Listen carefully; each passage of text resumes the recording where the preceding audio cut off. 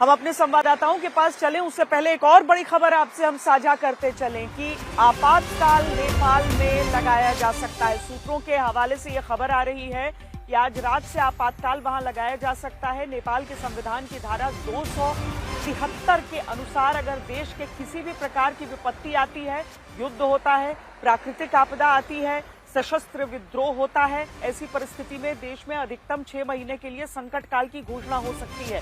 सूत्र कह रहे हैं कि आज पहली कैबिनेट में ही आपातकाल की घोषणा की जा सकती है। साथ ही पूरा देश हाई अलर्ट पर होगा। रात 12 बजे से पूरे नेपाल में संकट काल लगाने के फैसले पर राष्ट्रपति मुहर लगाएंगे।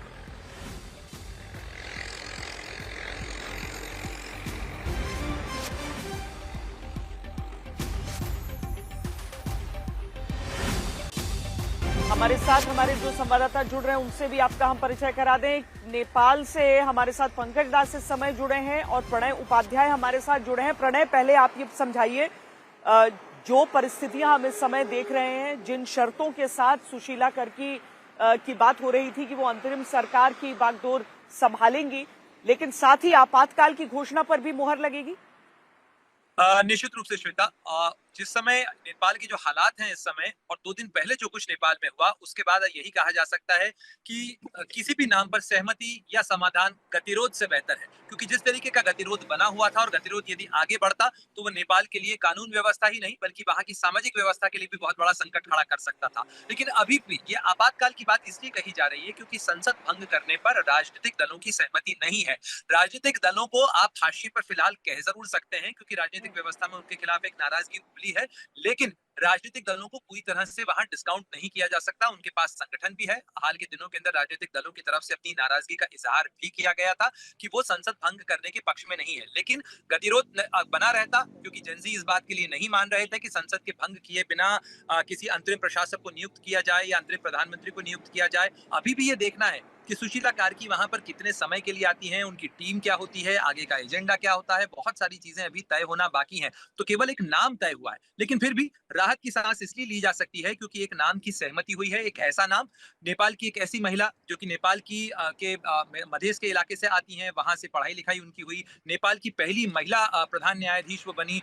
साथ ही उनकी जो छवि है वो एक रिफॉर्मर की छवि है। उन्होंने कई कानूनी सुधार भी लिए हैं और बल्कि सत्ता के साथ में टकराव भी लिया है। उनके खिलाफ महाभियोग लाया गया था, हालांकि वो सुप्रीम कोर्ट से गिर गया था। केपी शर्मा ओली सरकार के कई बड़े फैसलों को उन्होंने पलटा। तो उस हिसाब से जेनजी की भी आप ये कह सकते हैं परिपक्वता है कि उनके नाम पर उन्होंने सहमति भी जताई और एक व्यापक सहमति बनी, जिसके बाद राष्ट्रपति रामचंद्र पौडेल ने उन्हें जो है अंतिम प्रशासक के तौर पर या अंतिम प्रधानमंत्री जो भी कहें। दूसरी बात ये श्वेता कि इसके पहले भी नेपाल के अंदर एक ऐसी परंपरा रही है। 2013-14 के अंदर नेपाल के अंदर जो है रिग्मे को बनाया गया था। उस समय के जब न्यायाधीश थे सुप्रीम कोर्ट के, उन्हें बनाया गया था अंतरिम प्रशासक और उनकी ही अगुवाई के अंदर चुनाव हुआ था। तो ऐसा नहीं है, नेपाल के संविधान के अंदर इस चीज का प्रावधान है कि राजनीतिक सहमति से संसद के बाहर के किसी व्यक्ति को भी प्रशासक बनाया जा सकता है, शासन दिया जा सकता है और उसके बाद फ्रेश चुनाव हो। लेकिन अभी भी राजनीतिक दल इसके ऊपर क्या रुख अख्तियार करते हैं, किस तरीके से समाधान निकलता है और चुनाव कब और किस तरीके से होता है, अभी बहुत सारी चीजें तय होना बाकी है।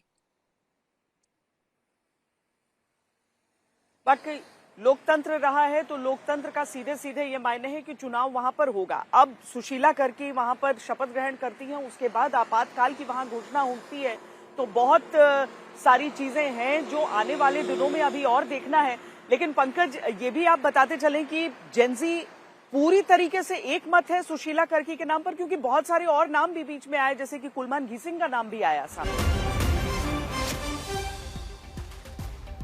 बालन शाह के का जो समूह है उसके तरफ से आया, हामी नेपाली जो समूह है उसके तरफ से आया।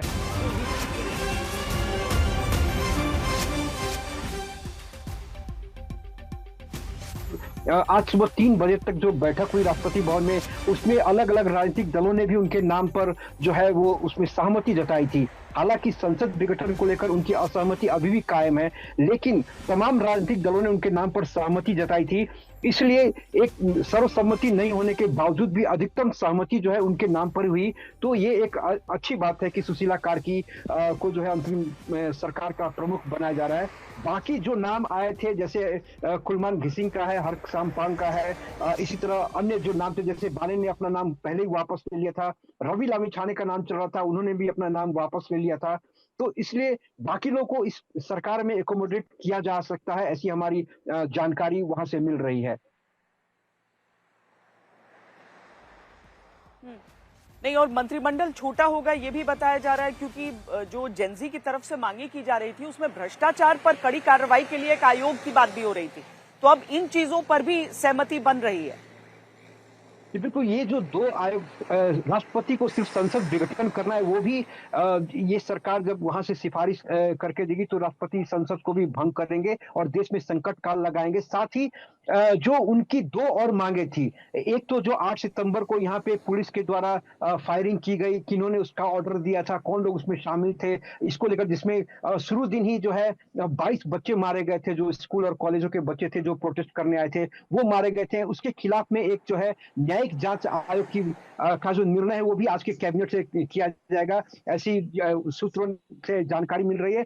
दूसरा, जो भ्रष्ट नेताओं के खिलाफ जो एक आक्रोश है देश भर में, उनके खिलाफ उनकी संपत्तियों की जांच के लिए भी एक बहुत ही शक्तिशाली प्राधिकरण बनाने की बात की जा रही है।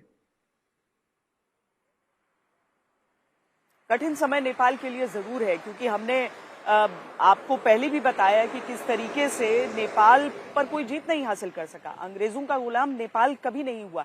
लेकिन आज दो तस्वीरें हम आपको दिखाते हैं। 51 जान पहले ही जा चुकी है इस पूरे जो हिंसक आंदोलन हुआ उसमें।